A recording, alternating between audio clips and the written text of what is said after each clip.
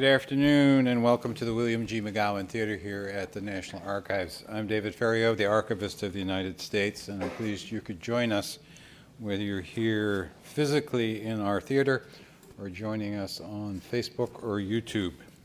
Before we hear from Terry Golway about his new book, Frank and Al, FDR, L. Smith, and the Unlikely Alliance that created the modern Democratic Party, I'd like to tell you about two other programs coming up here next month in the McGowan Theater.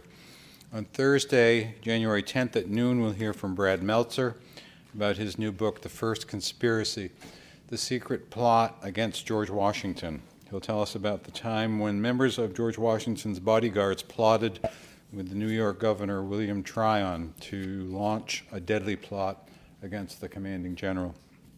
Then on Thursday, January 17th at 7, join us for a World War I Armistice Tribute Concert, a special concert in honor of the centennial anniversary of Armistice Day. Musicians from the United States Army Band, Pershing's Own, will perform works by 6 well-known composers active in post-war World I France. Check our website at archives.gov or sign up at the table outside the theater to get email updates, and you'll also find information about other National Archives programs and activities. And another way to get more involved with the National Archives is to become a member of the National Archives Foundation. The foundation supports all of our education and outreach activities. One of the satisfying things about attending these author lectures is seeing the tangible results of countless hours of research and primary documents, especially those in the custody of the National Archives and our presidential libraries. Those of us who work here know that our records contain innumerable stories, but it takes dedicated storytellers to share them with the wider world. Sam Roberts, reviewing Frank and Al in the New York Times, stated, "Frank and Al is the latest of Mr. Golway's several captivating books on New York politics. He delivers once again with a timely narrative on the centennial of Smith's first election as governor." The stories, as I said, begin in the records, and it is the National Archives' mission to preserve them and make them accessible to those who need them. It's gratifying to read an author's thanks to the work of our archival staff for helping him or her navigate the boxes of records. In the acknowledgments section of Frank and Al, Terry Golway thanked by name several members of the Roosevelt Presidential Library staff, but I'm sure what makes them fill with pride is his statement, "The bulk of my research took place in one of my favorite places on earth, the Franklin D. Roosevelt Museum and Library in Hyde Park, New York." Thousands of researchers come through our research rooms each year, and we hope most of them consider the various National Archives locations their favorite places also. Now it's time to hear from Mr. Golway and learn about the special relationship between Frank and Al. Terry Golway is a senior editor at Politico States, responsible for New York state political coverage out of Albany. He's been a journalist for more than 40 years and the author of more than a dozen books, including Machine Made, Tammany Hall, and the Creation of Modern American Politics, and Washington's General, Nathaniel Greene, and the Triumph of the American Revolution. He was a member of the New York Times editorial board, city editor of the New York Observer, and a columnist for the Irish Echo. He holds a PhD in U.S. history from Rutgers and has taught at the New School, New York University, and Kean University. Mr. Golway is a frequent guest on documentary films and television news shows in the United States and Ireland. Please welcome Terry Golway.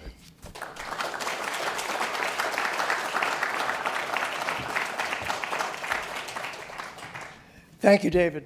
And thank all of you for coming out this afternoon. And thanks always to archivists, without whom I could do nothing and my colleagues could do nothing. You know, I wear two hats. I'm a historian and a journalist. As a journalist, I often deal with people whose job it is to prevent me from getting information. As a historian, I deal with people who love to give me information. And the archivists I have dealt with both here and at the FDR Library and at other places have been fabulous. So thanks to them, without whom I certainly would not be standing here today. Last time I was here, about 3 or 4 years ago, I was introduced as a history professor. Today I'm introduced as a journalist, which means that even at my age, career advancement and upward mobility is possible, and I'm delighted. So I'm here to talk about Frank and Al. And when I mentioned to one of my friends on Staten Island, where I grew up, that I was doing a book called Frank and Al, he said, "You mean the pizza place in Bensonhurst?" No. Frank, believe it or not, is Franklin Roosevelt. Not many people called FDR Frank. I can't imagine Eleanor doing so, or any of his Harvard classmates. But Al Smith did. And so did most of the sort of rough and tumble politicians at Tammany Hall. He was Frank. And I don't need to tell you much about Franklin Roosevelt, that you already know his story. You may not know as much about Al Smith, however, and more's the pity. Smith was one of the dominant figures in the Democratic Party in the 1920s. He was a 4-time governor of New York at a time when the terms were 2 years. He was a 3-time candidate for the United States presidency, and in 1928 he became the first Roman Catholic, the first non-Protestant, the first non-WASP to win a major party's nomination. There is a direct line between Al Smith, John Kennedy, Barack Obama, and Hillary Clinton, I would argue, in the sense that he was somebody from what was described in 1928 as a minority group, that being an Irish Catholic. Smith, if Smith is remembered at all today, except from nerds like me, he's remembered for this, the Al Smith dinner. Oh, look. They were having such fun back then. Those were the days. But that is, needless to say, the Al Smith dinner, which occurs every year in New York, but every 4 years, generally, the presidential candidates come and tell jokes about each other and laugh and pretend that they don't like each other. So Al Smith. Al was born on the Lower East Side. When he died in 1944, the New York Times said that never in American history has a street urchin like Al Smith risen to national prominence. I'm sure Al would have taken that as a compliment. Indeed, he loved his city. This is not his apartment building. Those are not his relatives. But that sort of is a general sense of the Lower East Side that Al Smith would have grown up in. He would have rubbed shoulders with people of all nationalities, all ethnicities. By the time of his birth, the Lower East Side was transforming from an Irish bastion to a Jewish bastion, as you can tell by looking at the photograph. That was his world, and he loved it. He went to a Catholic school, St. James School on the Lower East Side. He didn't finish grade school. He dropped out 2 months before he was to graduate from 8th grade when his father died, which back then was a tragedy. I mean, it's a tragedy any time, but is it a special hardship in the 1880s when there is no social safety net, and his mother was left a widow with 2 children to support, and Smith, to help support the family, dropped out of school, took a series of jobs, the most famous of which was a job at the Fulton Fish Market, which is no longer there in New York City, but was a landmark and was his formative experience as a young man. When he went to the New York legislature, he would identify himself as an FFM man. People would say, well, what's that? The Fulton Fish Market, come on, right? He's with all these college graduates, right? So that was his formative experience as a teenager. He loved to act. He, for a period of time, considered acting as a profession. And if you were to ever see him on YouTube on the stage, you would see that he never lost his sense of timing and his acting ability. But he embraced the city. And one of the things I find interesting as a historian of the Irish-American experience in particular is that Al Smith was the grandson of Irish immigrants who never knew what it was like to live in a city. You know, the Irish, like many other immigrants afterwards, were poor peasants, right? Coming from agricultural backgrounds, they stayed in the city and made the city theirs. And Al Smith often said that the greatest blessing of his life was to be born in the great metropolis, as he called New York. So that was sort of, there's Al, right? That's his background. There's where Franklin Roosevelt was born. He was born in Hyde Park in slightly different circumstances. He was born in a house that had a name, Springwood. Al Smith's had a house had a name too, tenement. But that's where he was born, to a father who was on his second marriage. His father was a Harvard graduate and was president of several railroads. Obviously a very privileged background. Franklin Roosevelt was, by any stretch of the imagination, American aristocracy. And this gets to the heart of what I'm talking about when I mention this unlikely alliance between these two New York Democrats who dominate national politics for the better part of 20 years in the 1920s and 30s. And there's a lot about bridges in my book. I don't pretend to be, yes I do pretend to be a writer as well as a historian, and one of the images that you will see throughout the book when you go out and buy 5 copies is I write a lot about the fact that these two men serve as bridges between two rival parts of the Democratic Party. And nicely for me, bridges also play a part in their narrative. You can't read more than 2 paragraphs about Al Smith without realizing that he was born in the shadow of the Brooklyn Bridge, one of the great technological marvels of the late 19th century. I mean, his house was literally under the anchorage. One of his apartments, I should say, was under the anchorage of the Brooklyn Bridge. And he writes in his autobiography about watching this bridge being built and how envious he felt of the people stringing the cables, which means he was a brave young boy. Not as dramatically, but one of the things that I noticed in doing my research at the FDR Library is that there was a bridge being built during FDR's childhood, too. This doesn't look like much, but it's still there. It was the longest railway bridge in the world at the time. It goes from Poughkeepsie to Ulster County, to Highland, and it was, if you were to go to the FDR Library and look south, there it is. He saw this being built, and I sort of took this as a symbol of who Smith and Roosevelt were and the job that they performed for the Democratic Party and for the United States. In their childhood in the 1880s and 90s and into the 20th century, there were 3 factions of the Democratic Party, really. There were the Roosevelt type of Democrats, right? The elites, the proto-progressives, who were interested in good government and reform, and thought of government as from the top down. There were the sort of populists, the emerging populists, who come to the fore in 1896 with William Jennings Bryan, and then there were the urban Pauls, right? The machine Pauls, and these 3 groups didn't speak to each other. There was a gulf that needed to be bridged. And in New York in particular, of course, the idea, it was really 2 factions, right? There were the Roosevelt progressives and there were the Smith sort of urban politicians, because obviously the populists were not active up in the North. The person who, in my mind, personifies the Democratic Party of the Gilded Age is Grover Cleveland, another governor of New York, famous, if at all, for serving 2 non-consecutive terms. But he was sort of a prototypical laissez-faire, free trade.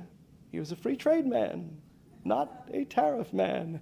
And he was Franklin Roosevelt's father's favorite Democrat. He was what a good Democrat should be. Grover Cleveland, as governor of New York in 1883, declined New York City's request for money to help put up the Statue of Liberty because he felt that was not a good use of public dollars.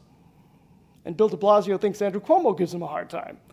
But that was the sort of Democrat that Roosevelt's father loved, right? And they were instinctively opposed to the Al Smith sort of ethnic kind of Democrats. So those are the 2 sides of the divide that I think we see these gentlemen bridge. Smith is elected to the New York Assembly in 1903. He's chosen by a mentor of his named Tom Foley, who was, like Smith, left without a father at a young age. He sort of took Smith under his wing because he gave a good speech, because he had been an actor, and thought, well, here's somebody who we can send to the New York Assembly as a member of Tammany Hall, the infamous, or in my view, underrated political machine in New York. And Smith was happy to have a job that paid $1,500 a year, and took it. He immediately was discouraged. He was not a natural. He felt overwhelmed by the presence of being in a room with so many college graduates. Tom Foley, for whom Foley Square is named in Manhattan, Foley told him just shut up and vote. Right? That's how a freshman gets along in Albany, then and possibly now. But Smith grew very disillusioned. At one point he says, "I never knew there were so many laws." He turns to another colleague from Manhattan and says, "Who ever thought we could be assemblymen?" And he's ready to give it up until Foley talks him into staying. After 2 years in Albany, he says, "Okay." And he writes in his autobiography that I decided that I wasn't going to let this beat me. I didn't want to admit there was something I couldn't do. So after, say, 1906, after 2 one-year terms, Smith becomes the guy you see on the floor of the assembly reading legislation. In fact, he famously read all 1,000 plus pages of the state appropriations bill. And it got to the point where all of these college-educated lawyers would go to Al Smith because he knew more about New York State law than anybody else. He was self-made. He taught himself how not just to be a politician, but to be a legislator. Two different things, two different skill sets. And by 1911, Al Smith is named by another one of his mentors, Charlie Murphy, the head of Tammany Hall, as the majority leader and chair of the Ways and Means Committee in the State Assembly, along with the young president of the State Senate named Robert Wagner, who of course goes on to become the great architect of New Deal legislation. So those two, Al Smith and Robert Wagner, a German immigrant, become the leaders of the New York State legislature in 1911. They're both Tammany men. And they both become, two of the greatest politicians in New York State history, and arguably Wagner, one of the great senators of the 20th century. Tammany men. Oops, uh-oh. There we go. This guy, on the other hand, was elected in 1910 to the New York State Senate as an adamant foe of Tammany Hall. He was from Dutchess County in New York, upstate. His district represented farmers, rural people, and he campaigned for the first time in 1910 after being a lawyer and not very dissatisfied with it, right? He went to Harvard, then he went to Columbia Law School. Didn't really like the law, was bored by it. His colleagues all thought that he was a failure as a lawyer. One day he took some of the other junior associates aside and said that someday he'd like to be a member of the New York legislature. And then after that, maybe Assistant Secretary of the Navy. And after that, maybe Governor of New York. And once you were Governor of New York in the 20th century, early 20th century, there was a next natural step. And one of Roosevelt's friends realized that he was, of course, telling the story of Teddy Roosevelt, that he was basically saying he was going to follow in his cousin and his wife's uncle's footsteps. And nobody thought it was impossible. Nobody thought it was insane. But in 1910, he finally gets an opportunity to run for state senate in Dutchess and Putnam and Columbia counties in New York. And as I said, campaigns basically against everything that Al Smith would stand for, right? He's against these people from the cities. He's against machines. He's sort of for temperance. This is before Prohibition, but temperance is part of the conversation.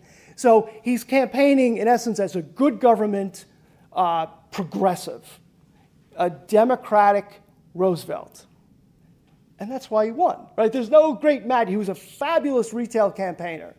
But he won because the Democratic Party had found its own Roosevelt. In 1910, Teddy Roosevelt had been out of office for only 2 years, right? His term ended on March 4th, 1909. He was still a tremendous figure in the Democratic Party, a Republican. Now the Democrats have their own Roosevelt. And the two of them meet in Albany in 1911. Luckily for us, Al Smith was able to preserve his memory of the first time he met Franklin Roosevelt. It was in January of 1911. Franklin Roosevelt was causing havoc in the New York legislature because he was holding up the appointment of a United States senator. Back then, of course, this was the last time that legislators appointed U.S. senators, right? After this, they were elected by popular vote. So Tammany was trying to put a Tammany guy there. What a surprise, right?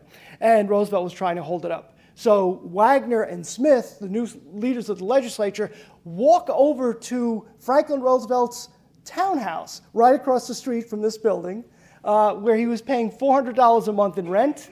His salary was $1,500 a year, but he was a Roosevelt. He didn't worry about paying the bills. And there's this fabulous scene that Smith describes, and we only have Smith's word for it, where Wagner's going across to be the emissary to say to Roosevelt, look, what do you want? What do you need to stop this? And Smith says, well, I'll come along. So they knock on Roosevelt's door, expecting to see certainly Senator Roosevelt, maybe Eleanor. They certainly weren't expecting to see a butler answer the door. And the butler, as Al Smith tells it, the butler says, Senator Roosevelt is expecting Senator Wagner. And this sort of looks and askance of this guy with a derby. And I'm imagining this, but I never saw Al Smith without a cigar, so I imagine he had a cigar, and he probably had a suit that was maybe a little too loud for the patricians. And Smith says, he looked at the butler and said, that's all right, I'm coming in, right? And in they came. That was my Al Smith imitation. That is the last time I'll try it. It's not bad. So from all that I've read about it, no one has ever said what they talked about, right? But it was the first meeting, and he came away from that meeting later on and told Frances Perkins, who goes on, of course, to become very famous herself, tells Frances Perkins that Franklin Roosevelt will never succeed in politics because he doesn't understand how to get things done. So that's his first impression. Well, 1911 is a historic year, not just in New York and not just for this meeting, but it's a historic year in American history because it is the year of the Triangle Shirtwaist Fire, one of the great catastrophes of the early 20th century, which caused a social revolution, not just in New York, but in America itself. 146 workers trapped on the 8th and 9th floors of the Ash Building, which is still there in Greenwich Village. Many of them jumped to their deaths. Many of them, others just burned on the factory floor, and it led to a great investigation in New York, led by Robert Wagner and Al Smith, two Tammany men working now with good government groups to figure out how to make sure this tragedy never happens again. And as a result of Smith and Wagner's investigation, New York in 1911, 1913 begins to lead the nation in passing not just fireproofing rules, not just rules about sprinklers and exits, but also things like stronger workers' compensation, a 54-hour work bill for women and children. Men could work 100 hours, they didn't care. Child labor regulations, 1 day off for every 7 worked. Franklin Roosevelt was a sponsor of that bill. The beginning of a minimum wage, and pensions, and this is probably the most poignant from Al Smith's perspective, state pensions for widows with children. In other words, for women like his mother, right? That was passed in 1915, not 1913. Roosevelt, who was a freshman senator and then reelected in 1912, plays absolutely no role in all of these great social reforms except for sponsoring the 1 day and 7 bill, and that was because the clergy in Hyde Park had said it would be nice if workers could get off and go to services. So he said, okay, well, I'll sign that bill. But later on, when he's running for president, he posits himself as sort of right in the middle of all this great social change that's happening in Albany. He was nowhere to be seen. Frances Perkins and others have described him as looking down his nose at the 54-hour bill, for example. He wouldn't lift a finger to help Perkins or Smith or Wagner pass any of this legislation. However, he did a fair amount of his time in 1912 was spent trying to get a private road project for a millionaire in the Adirondacks put into the state budget and built by the taxpayers.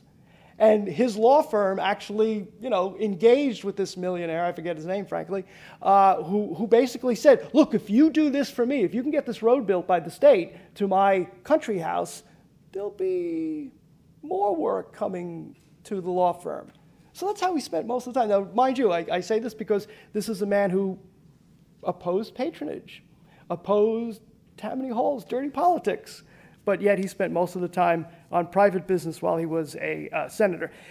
He left Albany, Franklin Roosevelt did in 1913, right, to go become Assistant Secretary of the Navy for Woodrow Wilson. When he left Albany, nobody shed a tear. He had made very few friends there, and he had made, indeed, a lot of enemies, mostly because he held himself above politics. That was his persona. right? At one point, there was a bill before the legislature to build a bridge in Dutchess County near his house for $9,000. It had been approved by Al Smith in the Assembly. And Roosevelt takes to the floor and says, why is there a bridge being built in my district for $9,000? This is an unnecessary expense. To which the senator in the seat in front of him, Big Tim Sullivan from the Bowery, turns around and says, Frank, you got to get your head examined. The bridge was never built, or well, at least it wasn't built at the time. So that's sort of the background for the two of them, Smith and Roosevelt, during their Albany years. Smith goes on to win the governorship in 1918 with the endorsement of Franklin Roosevelt. Now, how did that happen? Roosevelt was adamantly opposed to any Tammany candidates. Smith was the Tammany candidate in 1918. But somewhere along the lines, somewhere between 1913 and 1918, Franklin Roosevelt, I think, realized that if you can't beat them, you may as well join them. And I think part of that was a result of his being beaten by Tammany Hall in 1914. He tried to run for the United States Senate in the first popular election in New York and was roundly defeated by Tammany's candidate. And you can see the correspondence between Franklin Roosevelt and his great and loyal aide, Louis Howe, where the two of them say, you know, maybe we should start doing business with these people. And I think that's really where the story of Frank and Al begins. Roosevelt endorses Smith for governor in 1918. He becomes the first Catholic to be elected governor of New York State. And now a correspondence, which is wonderfully preserved at the FDR Library, a correspondence begins between the two of them. Two people who just didn't like each other in the beginning, and now they're starting to invite each other to functions and sort of perfunctory stuff, leading in 1920 to a formalization of a treaty pretty much between the two of them. In 1920, Al Smith was a favored son candidate for president, which meant, for those of you who don't remember contested conventions, favored sons were often placeholders. Their names were placed in nomination, and then the backroom dealing began. We haven't seen that since the 20s. So Smith's name was placed in nomination just sort of as an honor, and he needed somebody to second his nomination. And he says, Franklin Roosevelt. Roosevelt was delighted to do it. And then when Roosevelt himself was nominated for vice president in 1920, he needed someone to second his nomination, and Al Smith did it. And this is a pattern we're about to see throughout the 1920s of Smith and Roosevelt supporting each other in their various candidacies. Needless to say, both of them lost. It was a great Republican landslide in 1920 where Warren Harding and Calvin Coolidge swept the nation. Al Smith himself lost as governor of New York in this great Republican landslide. And there's two letters exchanged between Roosevelt and Smith right after the election. Smith writes to Roosevelt and says, you know, maybe it's for the better, you know, the country's in a different mood, maybe it's just as well that we lost. And Roosevelt writes back to him and says, no, look, the two of us will probably never run for office again. However, we know New York better than anyone. So let's the two of us get together and rebuild the Democratic Party in New York. And that was the plan until several months after that letter was sent. Franklin Roosevelt, of course, came down with polio and was basically now regarded by nearly everyone as a political has-been. Tragic, terrible, but this guy has no future, right? And there is Franklin Roosevelt sometime later on his crutches at Hyde Park with Al Smith and John Davis, who is the 1924 Democratic presidential candidate, and the fellow on the left remains unknown. But after Smith lost in 1920, Roosevelt, in the middle of his recovery, begins a letter-writing campaign in 1922 to get Smith to run for re-election again, because governors were running every 2 years back then. There's this whole public campaign that is orchestrated by Franklin Roosevelt to get Al Smith back in the game. And it succeeds. Smith is convinced by Roosevelt to do that. I think he probably would have anyway, but Roosevelt has the public role of convincing Smith to get back in, and he runs and wins again in 1922. And as governor, I wouldn't say that he brings Smith into his inner circle, but rather Smith brings Roosevelt into his inner circle, but he gives Roosevelt a role at a time when he can't he can't move his legs. And everybody else thinks he's finished. Smith appoints him to commissions and has other roles for him to play.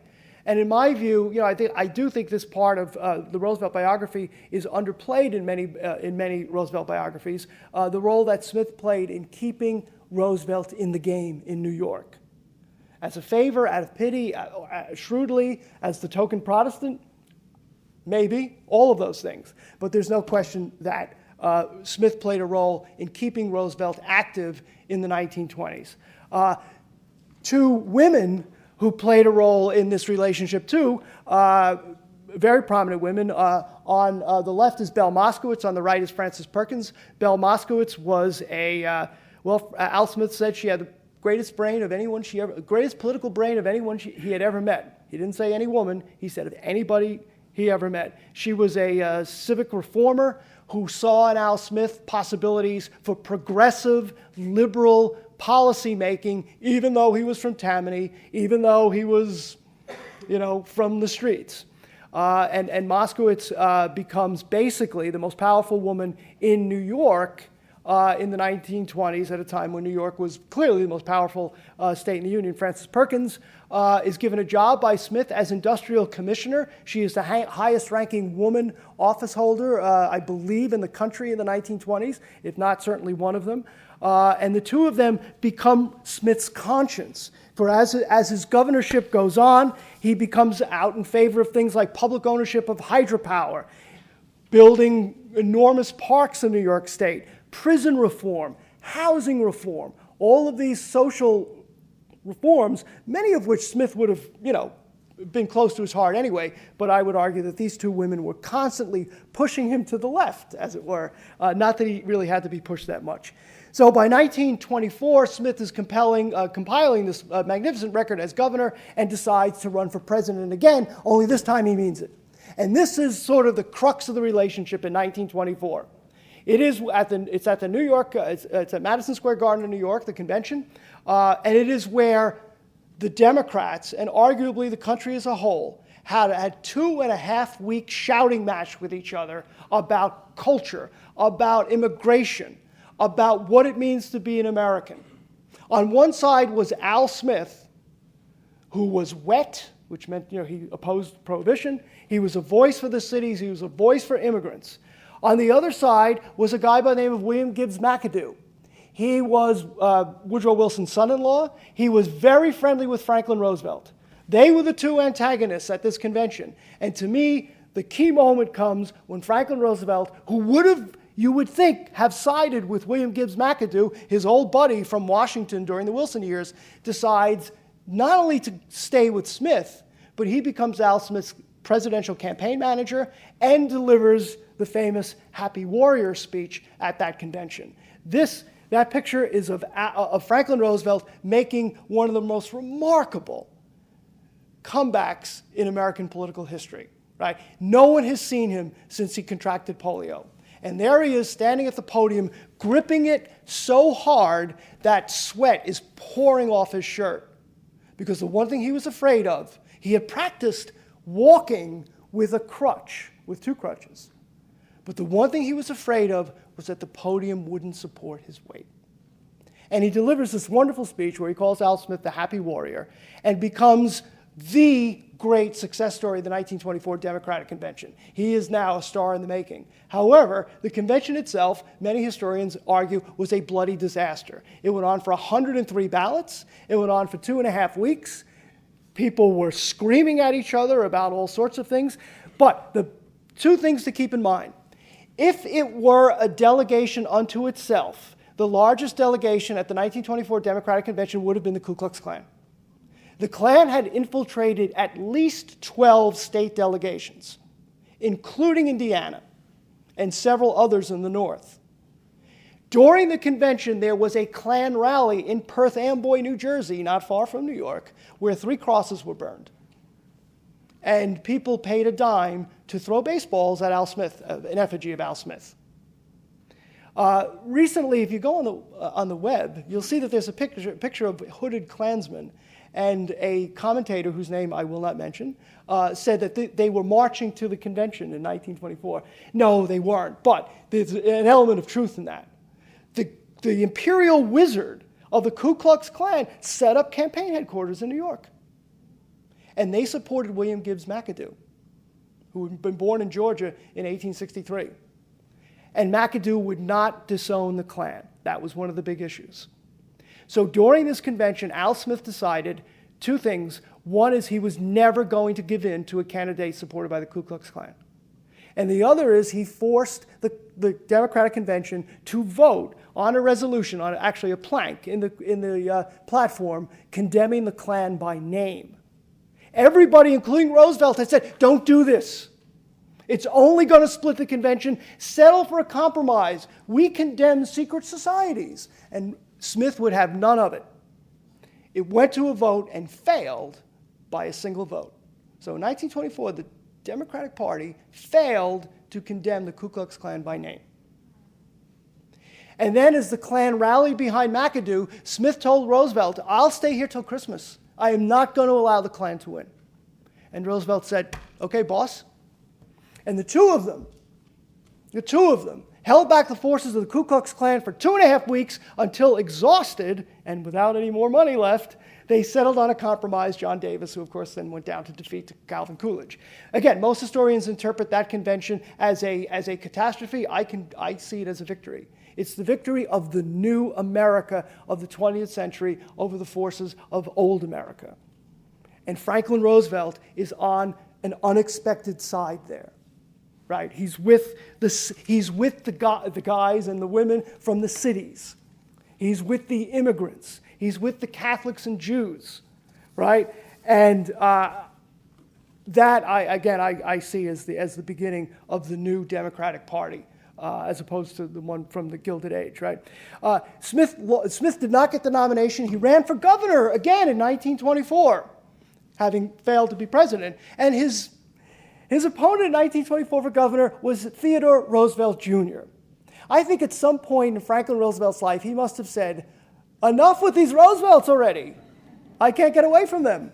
But good on him, because Eleanor Roosevelt, who's now Franklin's legs, right, is sort of now the public face of the Roosevelt family, and her first involvement as a public figure is campaigning for Al Smith against her cousin, Teddy Jr.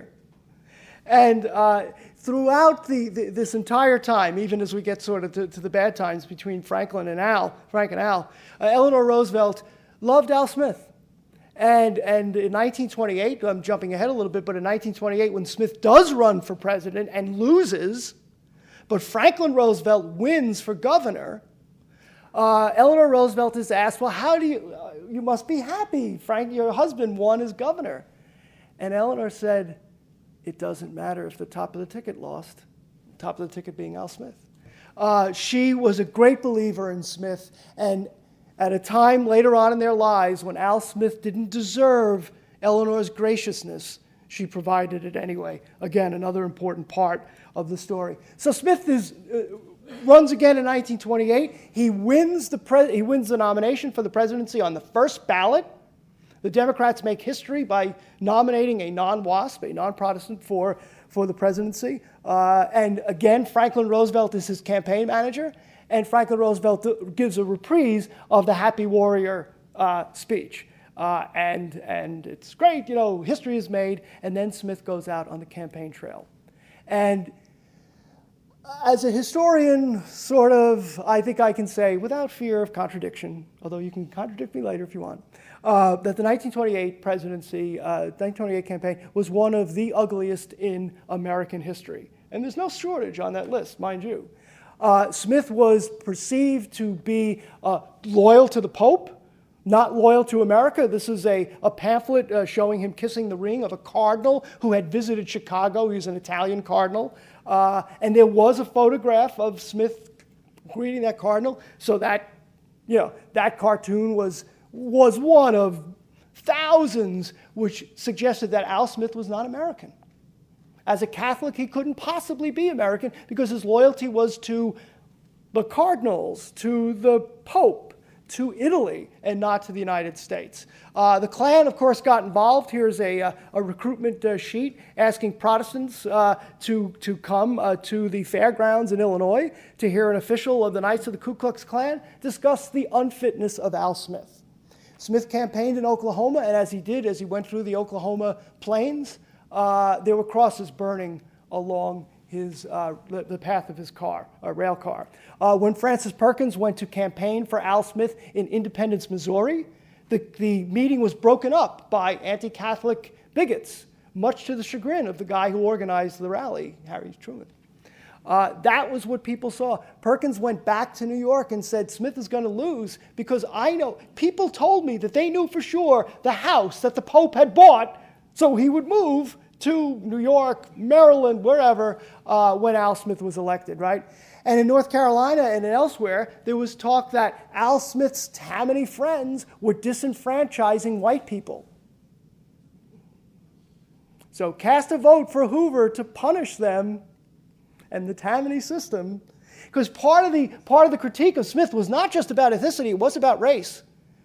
There were several pamphlets showing a prominent Tammany official who's African American in Tammany Hall's office area with a white woman at the desk. And while I couldn't find it online, I have found it in the past. This said, "This is Al Smith's America. This should boil the blood of every Anglo-Saxon. This is how Tammany is going to rule the United States." Frederick Morton, a Harvard graduate, African-American, who was on the Civil Service Commission in New York City, standing next to a white woman. And that was the threat Al Smith posed to the United States. So needless to say, Smith lost. But running for president meant he had to find somebody to run for governor. And he asked Franklin Roosevelt to do it. Roosevelt was not ready to run for governor. He was still recovering, and everybody knew 1928 was going to be a good year for Republicans, therefore a bad year for Democrats. But Smith did the one thing that some politicians, maybe they still do it today, but he got to Roosevelt by simply asking for a personal favor. That's what did it. Roosevelt was hiding from him. Roosevelt was down in Warm Springs. He knew that Smith needed somebody to replace him. And there was only one phone in Warm Springs. And he told the person who answered that phone, "I'm not here. I'm never here." And so he wasn't. And then Smith got Eleanor to call. And he was going to take a call from Eleanor. And he did. And Smith got on the phone and said, "You have to do this for me. I have to win New York if I'm going to win the presidency. It's your time." And Roosevelt did it against every instinct he had. Louis Howe told him this was a catastrophe because he had already lost for the United States Senate. He had lost vice president in 1920, three-time loser. So guess what? FDR won by 25,000 votes in a highly unlikely year for a Democrat to win. Roosevelt managed to pull it off, and of course immediately became a star of the Democratic Party. And this is the moment where it shifts. The power dynamic shifts. Franklin Roosevelt is now the new star of the party. Franklin Roosevelt, the sort of lightweight, at least in Al Smith's view or in the view of people around him, is now, a force to be reckoned with, and Al Smith's a loser. And I think, that is where things begin to change. Roosevelt also refuses, he for the most part, runs a fifth term as an Al Smith's fifth term, but he doesn't hire two of Smith's most important advisors, Bell Moskowitz and Robert Moses. And Smith begged Roosevelt to keep him on. I think it was very naive of him to think that, because it's impossible, I think, to imagine that you're the new governor, you're the mayor, president, you're going to keep on the chief of staff, which is basically what Moskowitz was, and Moses too. So the bitterness is beginning to show. And mind you, there's no difference on policy here. Roosevelt ran in 1928 as governor on the same issues that Smith ran on. Public ownership of hydropower, housing. He wanted to expand a bank that Smith had established to build low-income housing. It was basically Al Smith's program. But as those of us who follow politics know, and people who only follow politics a little always forget, personalities can sometimes count more than policy. And that's certainly what's beginning to happen here. But Smith and Roosevelt at least kept a good public face on it. This is Al Smith on the 86th floor of the Empire State Building, showing off the building to Governor Roosevelt, who's hanging precariously on there. It's a long fall from there, because after Smith lost for president, he became president of the Empire State Building. So that was sort of his new job, and Roosevelt was willing to help him promote it. But in 1932, Roosevelt is the odds-on favorite to win the presidency, to win the nomination from the Democratic Party. And then, out of nowhere, Al Smith announces in February of 1932, right before the New Hampshire primary, that he will be a candidate against Franklin Roosevelt for the presidency in 1932. Sort of a Shakespearean drama now breaks out in the Democratic Party, where old friends have to choose between Frank and Al. And if you look at the cast of characters from New York politics in the 1920s, you're talking about Robert Wagner, Francis Perkins, James Farley, Ed Flynn, the last two who become chairs of the Democratic National Committee during the New Deal and afterwards. Bell Moskowitz, as I said, Perkins, there's Jimmy Walker. There's a whole host of names you would recognize. You know, a lineup that would put the 27 Yankees to shame. And now they've always been with both of them. And now they have to decide, Frank or Al. And some go with him, some go with Frank, some go with Al. Most dramatically, in 1932 at the Democratic Convention in Chicago, Roosevelt is investigating Mayor Jimmy Walker, like to the point where it's possible he'll remove him. And the Smith people are trying to stall, so they're calling a roll call ballot. And they come to Jimmy Walker's name. Mind you, Walker's being investigated. And Walker's nowhere to be found. So they continue the ballot, and then out of nowhere, Walker appears, raises his hand, demands the floor, and says he casts one vote for Al Smith. In other words, against the guy who's investigating him, right? Which was, again, one of the more dramatic moments from that convention. Needless to say, of course, Roosevelt won that convention on the fourth ballot, but it was thought after three that Al Smith had stopped Roosevelt. And Roosevelt's people went into a bit of a panic. And then two people, who I mentioned before, Ed Flynn from the Bronx and James Farley from Rockland County, both of whom go on to lead the National Democratic Committee, both of whom got their start in politics from Al Smith. They're now working for Franklin Roosevelt. And they call William Randolph Hearst, the publisher, who was one of Smith's bitter enemies, and they cut a deal. California and Texas go to Roosevelt, and John Garner gets the vice presidency. I know, you think these things are made on the merits, right? Yeah, you do. Right? Yeah. But, and that was a deal that cut the heart out of Al Smith. And not only did Roosevelt do a deal with his worst enemy, Hearst, which I haven't even mentioned Hearst because we have to get out of here at a certain time, right? But the fact that it was done by two men who had started with Al, it just must have hurt such a hurt to the heart, to the point that although Smith reconciled again with Roosevelt, campaigned for him in Massachusetts when they thought Massachusetts might actually go to Herbert Hoover. Why they were thinking that is beyond me, but they didn't have polling like we do today, I suppose.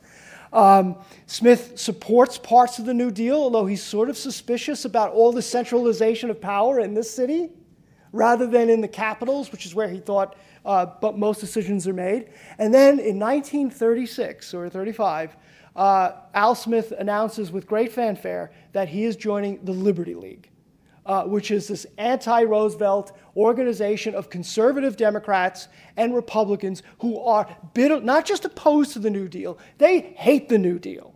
They are determined to roll back the New Deal. And their prize convert is Al Smith.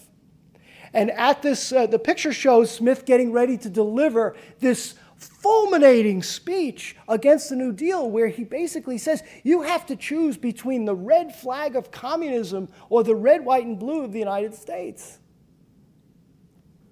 And what's astonishing about Eleanor Roosevelt is that the night before Smith, or rather a couple days before Smith is scheduled to give this speech in Washington, Eleanor writes to, and everybody knows it's going to be a big speech by Al Smith against Franklin Roosevelt. Eleanor writes to Al, who And she calls him governor, always called him governor. Governor, I hear you're going to be in Washington. We'd like you to stay at the White House.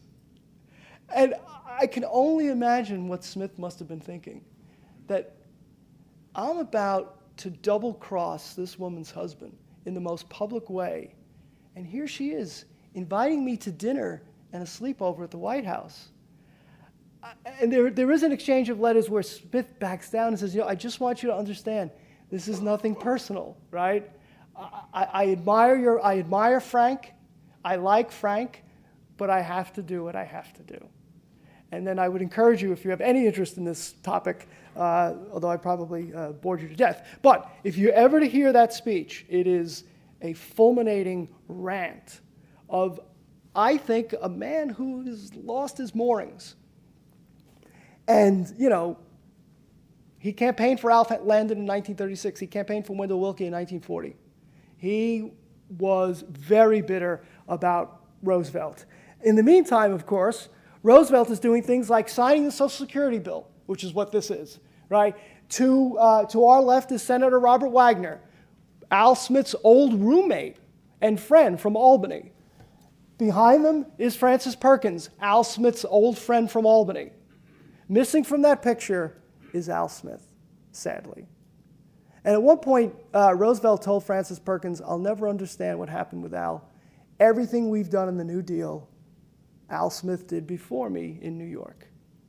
And, I can't quite, I've spent years thinking about it. I don't know what it was, except to say that maybe Shakespearean instead of reading their letters, maybe I should read more Shakespeare.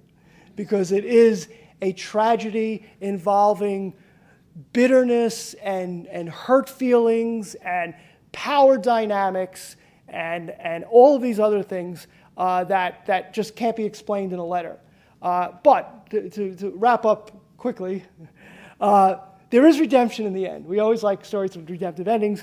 In 1941, right around when the war is breaking out, well, actually in the 1930s, even though Smith opposes Roosevelt, he starts giving speeches after 1938 supporting Roosevelt's position on aiding the Allies before the war and then once war breaks out. And Roosevelt notices and starts sending telegrams to Smith thanking him for his support. And they're very formal. Dear Governor, dear Mr. President, thank you for this, right? Until at one point, Roosevelt says to Perkins, who's now, the first woman cabinet secretary, she is Roosevelt's Secretary of Labor, says, I really miss Al.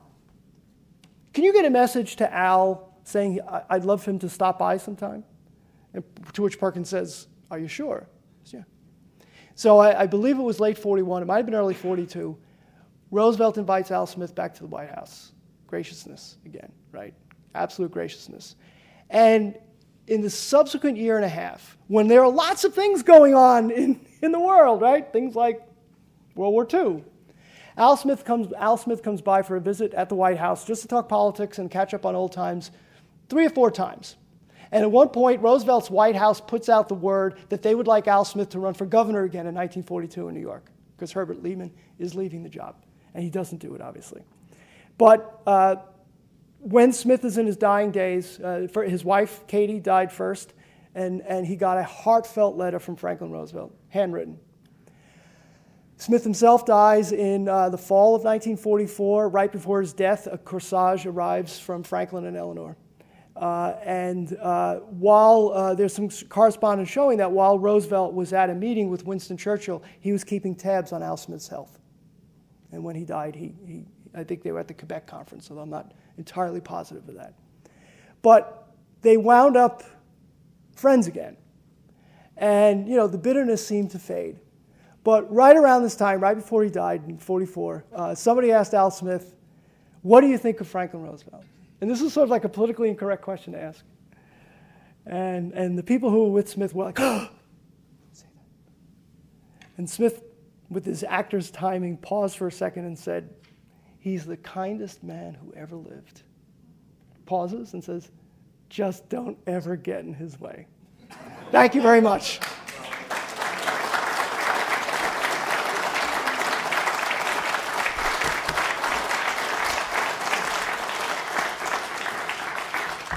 So I'm told you can subject me to any inquisition you'd like. There are microphones yonder. And if I don't have an answer, you can be sure I'll make it up. Hi.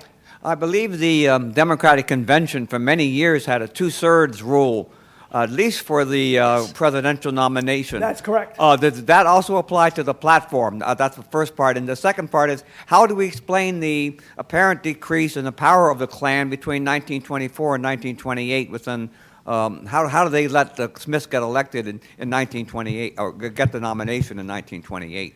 Well, good questions. The platform committee was a simple majority, but you're right. One of the reasons why these conventions went on so long is that you needed a two-thirds majority. I mean, Roosevelt went into the 1932 convention with far more votes than Smith, but he didn't get the two-thirds, right? In terms of the Klan's power, well, I mean, books have been written about the decline of the Klan from the height of its power in 1925. I think that's when they marched down in Washington in their hoods and 90s, right? To the point where 1928, they were a non-factor. I think some of it was they withdrew from public life because it had been a failure. But obviously, they didn't go away. I mean, we know from American history that the Klan became active again. But again, they reinvented themselves, or they went back to their roots after the 20s and 30s and began a campaign of terrorism against African Americans. But in the 20s, they saw the threat to their power as the Catholics and Jews in the cities of the North, and they lost that battle. The numbers weren't with them. I mean, that's not perhaps a satisfactory explanation. What is for sure, I would argue, is that Smith, with Roosevelt's help, shamed them out of a public presence in the Democratic Party. They surely were a private presence, and I think perhaps their absence, the absence of any opposition to Al Smith in 1928, could be attributed, I think, to simple politics in the sense that Smith and Roosevelt built up a power base between 24 and 28, but also who was going to beat Herbert Hoover? That was part of the thing. If the Klan wanted to support somebody in 1928, they didn't have anybody. I mean, Smith almost got the nomination by default because, after all, the 20s were the jazz age, right? Prosperity was going to keep going and going. So, yes, hi. Thanks for your speech. My name is Li Yang. I just think for running a public office should be, first in their mind, should be for the nation and for the public. So whenever they have issue difference, and I just wonder how do they divide it into two parties? What I mean is, which party they want to be, they always have in mind that they want to work for the nation and work for the people. So how could that be as two different parties become so angry about each other?